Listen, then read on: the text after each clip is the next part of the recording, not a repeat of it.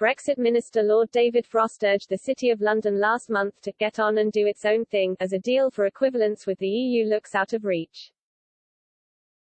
UK financial firms lost their wide-ranging access to EU markets when the Brexit transition period ended on December 31 and now have to navigate a patchwork of regulations from individual member states. Former Chancellor Lord Norman Lamont asked Lord Frost at a Lords Committee meeting about progress on equivalence and added that increasingly in the financial services sector people are not looking with great hope for equivalence. Lord Frost said the EU was still mulling over documents of equivalence assessments sent by the UK almost a year ago. He added, "We're still waiting for the EU to complete those processes. Obviously the city needs to get on and do its own thing pending that, and increasingly that is what has happened." It appears the EU is also facing challenges, however, as Politico reported in December that Brexit has crippled Brussels' soft power over financial rules.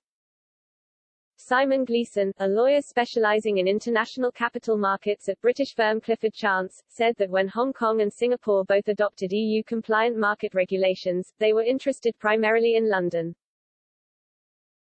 He told Politico, "If you look at it from their perspective, it was clear they wanted access to London. The question now will be, will they really care about access to Frankfurt and Paris enough to change their rules in the future?" He added that Brexit is a massive blow to the EU's extraterritorial ambitions, especially in financial regulation. The EU has not granted the UK equivalence, something the bloc is using as a soft power tool, according to Michael McKee, a partner specialized in financial regulation at law firm DLA Piper.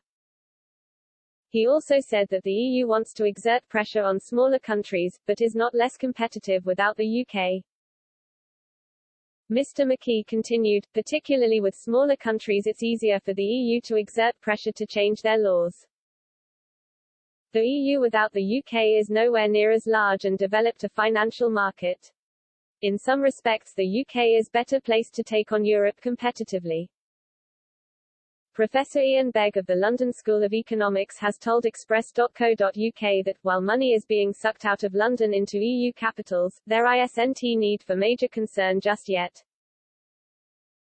He said, "It is certainly the case that jobs are to not just Amsterdam but also Paris and Frankfurt, and Dublin has been a major winner too. That's financial activity that needs to be inside the Eurozone being sucked away from London. At the same time the city is reinventing itself and looking at where it has markets globally. As yet, I don't think there is any clear indication that the city is a loser from Brexit, but it may be that some European centres are marginal winners. If the trickle turns into a flow then we can say this is something damaging for the British economy."